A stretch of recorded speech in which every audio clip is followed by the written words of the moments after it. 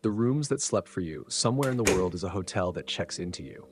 The hotel appeared only in mirrors first, not in photographs, not on maps, just in the brief, jittering glimpse of polished glass at 3:41 a.m. The first time I saw it, I was brushing my teeth. My bathroom mirror fogged at the corners, but the center showed what looked like a lobby, clean, antique, dustless. A concierge was standing behind a desk that did not exist in my apartment. He was staring directly at me, and then it blinked away and my reflection returned, still foaming at the mouth. That was 6 nights ago. I've learned not to fight it. It wants you to come check in, not with a reservation, not with luggage, just with your attention. The more you notice it, the more real it becomes. The next night, the elevator in my building skipped floor 4, then 5, then 6. It stopped at a new level I'd never seen, room F.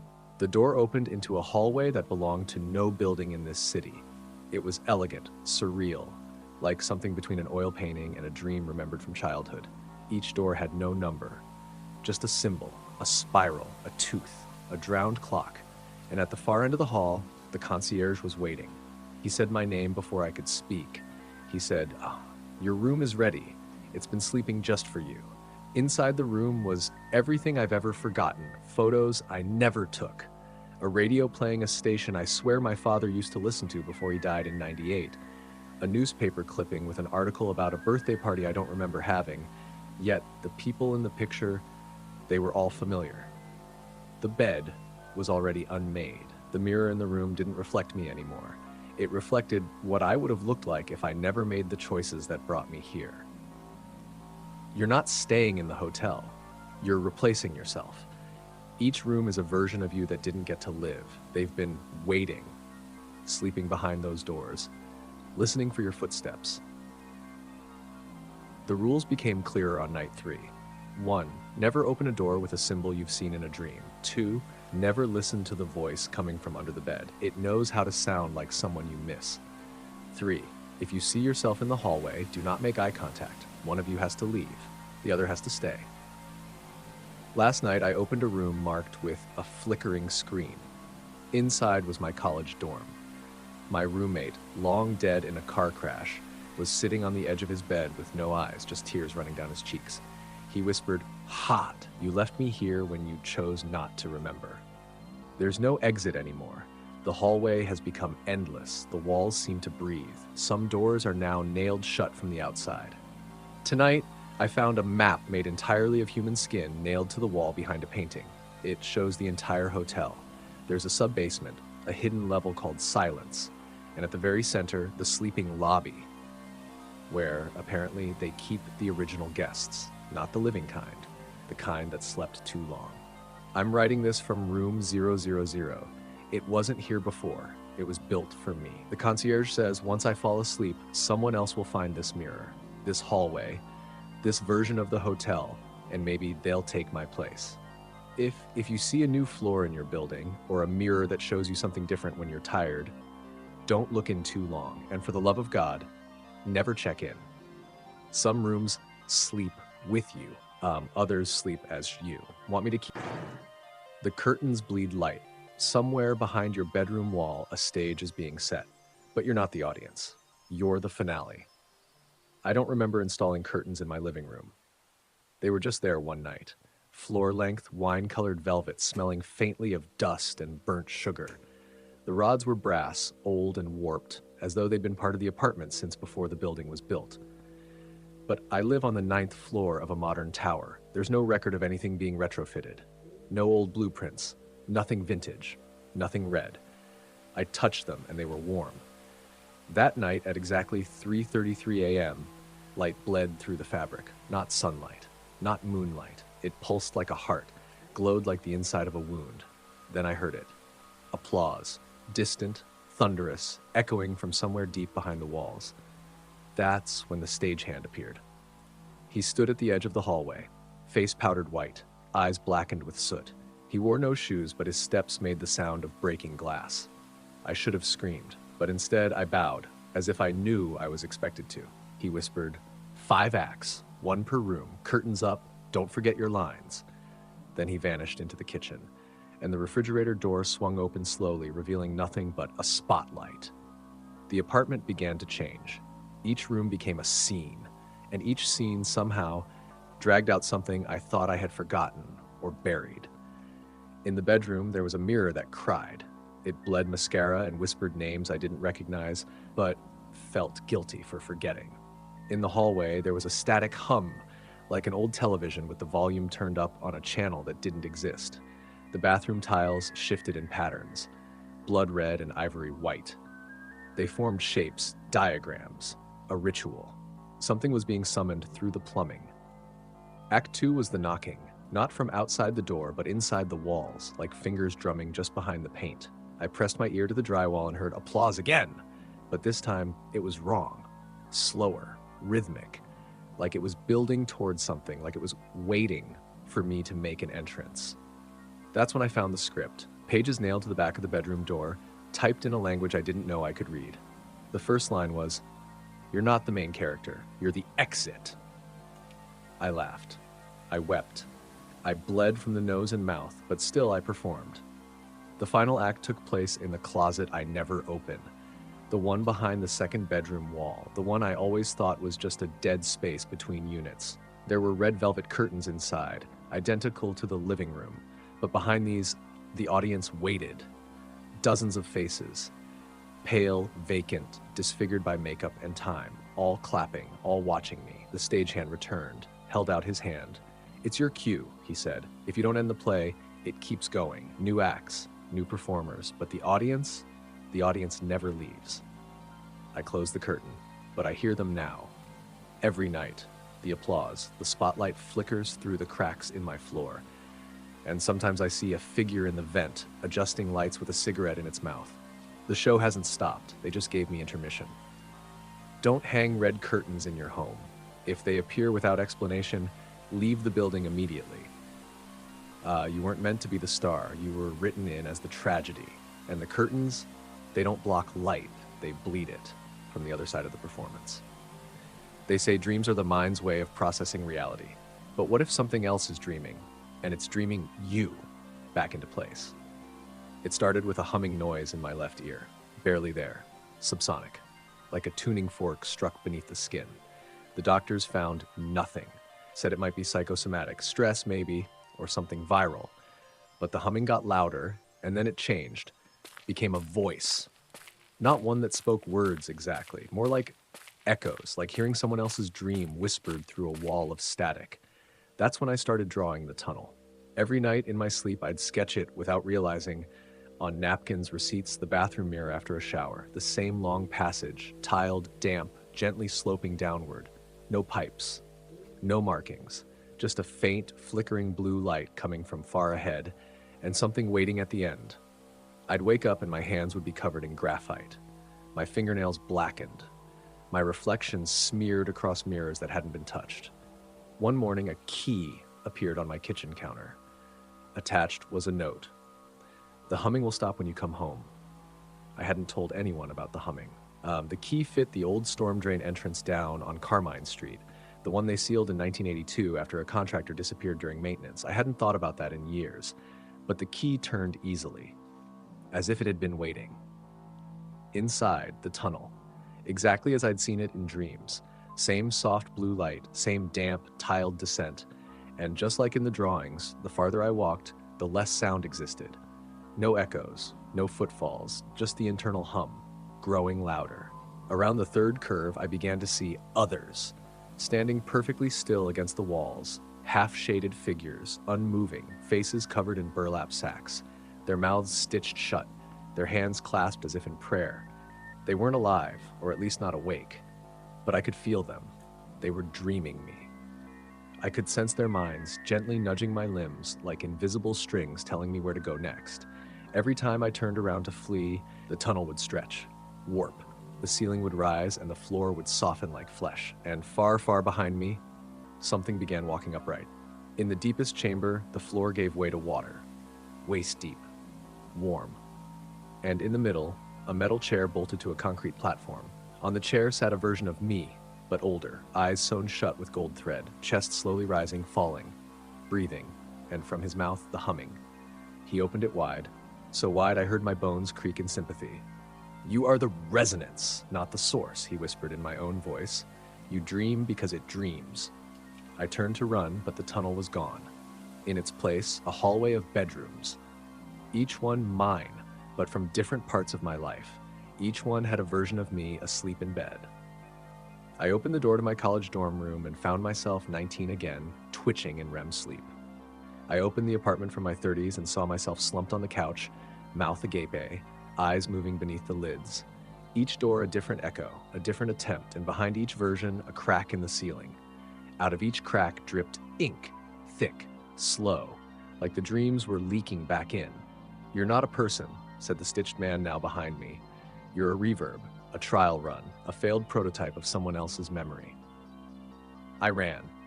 I kept running until I hit the light again, pure white now, stabbing through the tunnel like a sunrise through ruin-stained glass. I woke up on my kitchen floor. The humming was gone. But now I hear breathing in the walls. Now when I sleep, I dream of someone else's hands, someone else's memories, someone trying to get out of me. The key is still in my pocket. And when I hold it up to my ear, I hear knocking from behind the mirror. Don't follow the dreams. They're not calling you in, they're trying to swap places. And the tunnel, it's not under the city, it's under your mind. At the house that licked its own walls. There is a neighborhood that should not exist, a block where the addresses rearrange at night. And on one lot at 1079 Holloway Bend stands a house that doesn't sleep. It feeds. I was hired by a historical preservation group to document condemned architecture across the Holloway district, an old neighborhood scarred by decades of sinkholes, chemical runoff, and disappearances that never made the paper. The house was unlisted, no record of it on maps, but my GPS chirped as I passed an empty lot. Arrived, 1079 Holloway Bend. There was no house when I looked, just dead grass and the hollow echo of insects. But when I blinked, it was there. A sagging Victorian, tall, skin-colored shingles, long windows like eyes forced shut. It smelled like damp velvet and copper. My phone glitched the moment I crossed the threshold. Every photo came out melted, warped, like the house wanted to be seen but not recorded. Inside, everything dripped. The walls, the banister, the ceiling fan which spun slowly despite no power, and the floor was warm. Every board I stepped on made a wet, suctioning noise. Not squeaks, tongue sounds. The wallpaper pulsed when I looked at it too long, as if breathing. In the hallway was a mirror, cracked diagonally like a mouth held half open. I passed by and it whispered my name, not out loud but inside my throat. My reflection blinked 3 seconds later than I did, then grinned. You smell awake, it said. The upstairs was worse. Each bedroom played a sound on loop, echoes of old lives. One room had a mother's voice, muffled through a baby monitor. Another had a chorus of coughs, like a ward full of dying men stacked in bunk beds. In the master suite, I found teeth nailed to the walls in the shape of sigils. They were all molars, human, fresh. And when I stepped back into the hallway, the wallpaper had tongues, licking the air, lapping the moisture off each other, whispering in a language of gulps. I tried to leave. The stairs were now sideways. The front door flat against the ceiling. Every path bent. The rules of space disobeyed. There were voices in the floorboards now, telling me stories about people I'd never been. He wore your face, he slept in your head, he didn't make it out either. One door opened by itself. Inside, a kitchen with a living refrigerator. It opened like a mouth, and inside were photographs of people I've never met, but I was in all of them. Slightly older, slightly different, slightly less alive. Then I saw it, on the ceiling, the house's tongue. It dropped slowly, glistening red, tasting the air, and from the cracks in the baseboards, eyes. Too many, looking inward, watching me from the inside of the house's own walls. One whispered, "She built herself a skin of wood. She needed something to wear." I sprinted down a corridor that hadn't been there. The house laughed, loud, wet, hungry, and the laughter rippled the walls like sound through flesh. Every step I took, it learned. It shifted. It began to walk with me. I blacked out somewhere near the back of the house. Maybe I made it to the basement, maybe not. But when I woke up, I was back in my car. The lot was empty again. But now every house I pass, I hear them breathing. Every mirror I glance in, I see something still grinning behind me. Don't go looking for 1079 Holloway Bend. It remembers your scent. And if the tongue touches you, even once, you'll never taste your own thoughts again. Voice was left on my answering machine from next week. There are frequencies we're not meant to hear, but sometimes something on the other end decides to dial anyway. And when you answer, you're already too late. I hadn't used my landline in years. It sat on a dusty end table like an artifact from a life I barely remembered. But at 3:37 a.m. on a Wednesday morning, it rang 3 times. Then it stopped. The red light blinked. One message. I pressed play. Hey, it's me, you. Don't go into the hallway tomorrow. Don't answer the knock. She can't get in unless you let her speak. The voice was mine. Older. Worn out like someone who hadn't slept in weeks. And then came the part I still can't explain. This message was recorded April 19th, 2025. But that wasn't possible. It was April 12th. I told myself it was a prank. Some audio splice from an AI program. My voice was everywhere. Podcasts, interviews. Someone could have built this. But then things started to change. The hallway wallpaper started curling at the edges, even though I hadn't touched it. I began hearing clicks behind the walls, like nails tapping in Morse. The doorbell rang the next night at the same time, 3:37 a.m. No one was there, just a cassette tape on the doormat. No label, just the scent of lavender and static. I found an old player and pressed play. It was me again. She knocked once. I opened the door anyway. I didn't hear the second knock because it came from inside my jaw. I paused the tape. My jaw twitched. Something crawled along my molars like a spider made of wet breath. I tried to throw the phone away. I did, but it reappeared the next morning, plugged in, blinking. Now with 3 messages, each one recorded exactly 7 days in the future. In one, I was crying. In another, I was laughing. But the laugh wasn't mine anymore. In the last one, I begged myself to burn the house down. At 3:37 a.m. the next night, she knocked. 2 soft knocks. Then the phone rang. When I picked up, there was no voice, just whispering. Mechanical whispering, like syringes filled with words. I heard my own name, but it sounded like it was being read from my spine.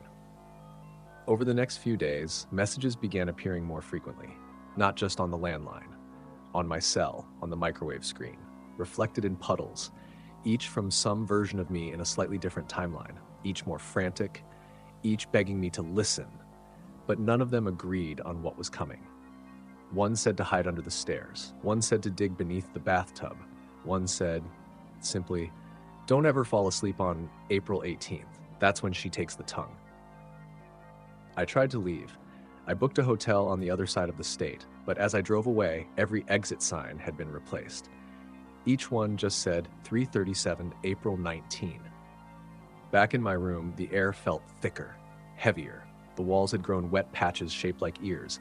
Every time I whispered, the house listened and responded, sometimes with a soft moan through the vents, sometimes with my own voice replayed backward.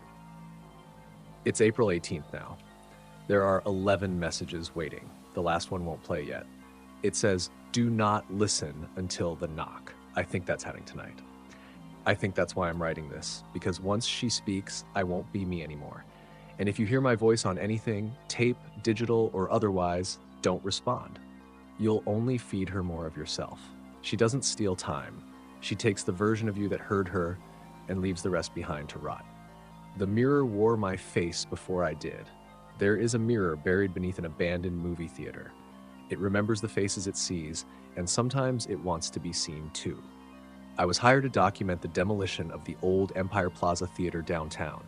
It closed in 1989 after a fire took out most of Screen 3 and a projectionist went missing. The building had stood untouched since, a forgotten carcass of velvet, ash, and broken reels. But they brought me in to photograph it all before demolition crews rolled through. Urban decay shots. Aesthetic death. What I didn't know was that beneath Screen 3 there was a mirror they forgot to remove, and it hadn't forgotten a single face it had ever seen. Day 1. The air inside the Empire Plaza was syrupy, thick with mildew and something that smelled like burnt oil and copper coins. I made my way past the concession stand where the popcorn bags still stood, flattened by decades. Their grease stains looked like thumbprints from something too tall to exist. I photographed every corridor, every seat row, every projection booth. except for one. Screen three's booth had been welded shut from the outside. Someone had taken no chances. Naturally, I took it as a challenge. It took me 3 hours to crack it open. Inside, darkness, thick and immediate, and on the far wall behind a broken projector was the mirror, oval, antique, silver gilt frame cracked with age, but the glass was pristine, too pristine, like it had been cleaned from the inside. The moment I looked into it, I froze, because I didn't see myself. Not quite. The man in the mirror was me, but older, sleepless, shaking, and he mouthed a single phrase I didn't understand. "You already died here once." I blinked, and the mirror was normal again. Just my reflection, just me. I should have left. I didn't. I came back the next day. I started noticing changes. The seats in screen 3 began reupholstering themselves one at a time while I watched through my camera's lens. The posters in the lobby rewound, repairing their edges in reverse. The candy in the display case slowly grew fresher, like time was reversing, but only in patches. I brought a handheld recorder on day 3. It only picked up one sound, deep beneath the silence. It was the sound of film running, not through a projector, but through something wet, something breathing. I went to the mirror again. This time my reflection didn't appear at all. Instead, a theater appeared behind the glass. Not this one, not Empire Plaza. Something far older, ornate, a red velvet stage, an empty audience. Then one man walked down the aisle. It was me. He looked up at the screen, and I saw something move behind the curtain. That night, I dreamt in split reels. I saw myself sitting alone, whispering into an old microphone. "Don't let them screen the final reel. It's not a film, it's an invitation." I tried to break the mirror. The sledgehammer bounced back with a shriek like metal screaming. The mirror pulsed, breathed. I saw my face again, but this time, the eyes weren't mine. They were projection lenses spinning reels of my memories, and one by one, they began burning out. I left my gear, I fled the building, but that night my bathroom mirror showed the same theater, same stage, same red curtain, and behind it, a shape. Tall, unblinking, wearing my smile.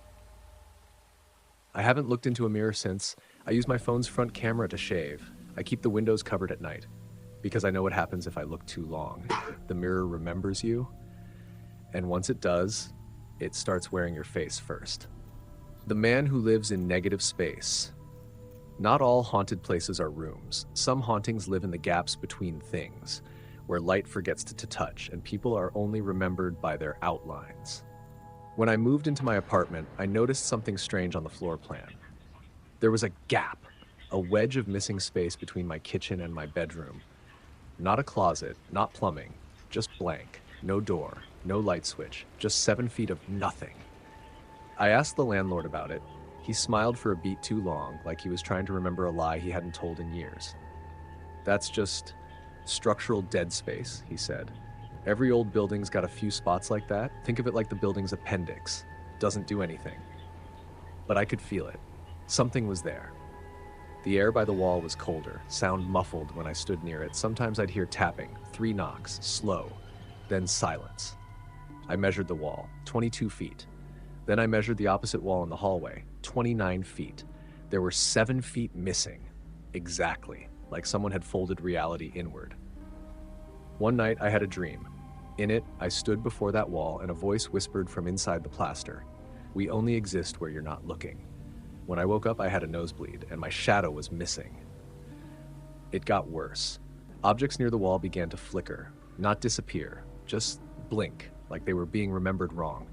I'd see my coffee cup ripple, like a dropped frame in a film reel. I'd hear my own voice repeat in a delay, out of sync, rehearsed. Then I saw him, just once, while brushing my teeth. From the corner of the mirror, I saw a man standing inside the wall, perfectly still, like someone had photoshopped him into my periphery. He was paper thin, like a burned shadow on a bombed wall. No face, just the outline of where a man used to be. And he was watching me. I started taping over the wall. Cardboard, soundproof foam. Nothing helped. He stayed there, in the unspace. A man-shaped gap in the world. I set up a motion detector by the wall. It never triggered, but the battery kept dying, always drained by morning. The only thing the footage showed? My shadow slipping across the floor, without me. I stopped sleeping. The hallway lights flickered every time I walked past. My own silhouette would lag behind me, like it was hesitating, like it knew something I didn't. On the last night, I woke up to find my bed dragged 3 feet closer to the wall. My feet were pressed against the drywall, and on the other side of it, I heard breathing. Deep, rhythmic, mimicking mine. I moved out the next day, but ever since then, wherever I go, I feel him. In stairwells, between subway cars, and gaps between parking spaces. He lives where I don't, where I never look. He is the negative space of me, the absence of light behind my eyes when I blink. And sometimes when I turn around too quickly, I see the place where I should be standing, empty, outlined in chalk, and smiling. Want to continue? The red door that shows up in photographs, it only appears when you aren't trying to see it. It shows up in the background of old pictures, surveillance footage, dreams, and always just before someone goes missing. I didn't notice the red door at first. It was just a curiosity, a strange reflection in a photo I took on a hike. An old, rusted door, half sunken into the hill, frame crooked like it had been left behind by the rest of the building. But there was no building. There was no door there when I turned around to look. I went home, zoomed in, and saw something worse. A face in the window of the door. My face. But my expression was off. The smile was too wide, like someone copying me without understanding why humans smile. I started noticing the red door in other places. It showed up in the background of my coworkers' wedding photos, behind an alley where we walked past last Tuesday, in a traffic cam screenshot from a news article about a missing person. Always blurry, always faint, but always there. And then people I knew started disappearing. The girl who sold me coffee every morning, the neighbor who always played jazz too loud, my boss, gone, just erased. And I found them all again, inside the photos, behind the red door, pressed up to the glass like they were trying to scream through it. One night, I left a camera running in my bedroom, frame after frame of still silence, until 3:47 a.m., when the wall in the corner opened, and the red door emerged, dragging light with it like a wound in the world. Someone stepped out. They were wearing my skin, but backwards, like a costume worn inside out. And they stood over my bed, watching me sleep. I tried deleting the files. My computer froze. When I restarted it, the door was now in my desktop wallpaper. I got a new phone. The door showed up in my selfies. I threw out every camera in my apartment. Still there. I saw it reflected in the eye of my cat, in the pupil of a stranger on the train. I stopped taking pictures, but it didn't matter. People would tag me in group shots from years ago, and I'd find it. That same crooked red frame, that smeared shadow in the glass, that smile, and the door looked closer every time. Now when I sleep, I hear knocking, not loud, just faint, persistent, like someone tapping from behind a wall, like they're waiting for me to open it. And last night, I did. More doors, or worse next?